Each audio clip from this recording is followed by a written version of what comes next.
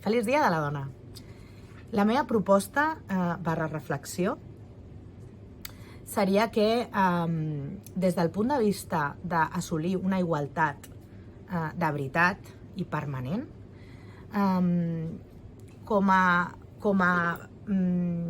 científica que soc i amb una feina que tinc que em suposa molt d'espai mental, molta dedicació d'espai mental, m'agradaria veure com els homes assoleixen o com els homes incorporen dintre de les tasques que tenim, no? Que compartim a casa, amb la família, en cuidar o criar els nostres dependents, aquelles tasques que suposen més espai mental.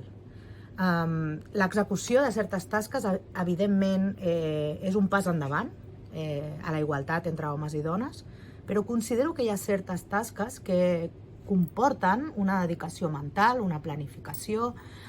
una estratègia, etc., que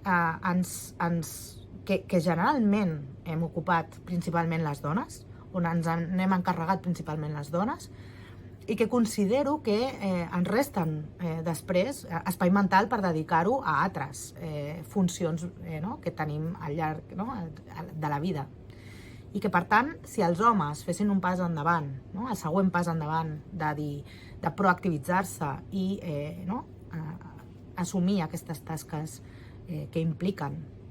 dedicació mental, seria un pas important o seria la manera d'anar assolint aquesta igualtat de veritat i per sempre.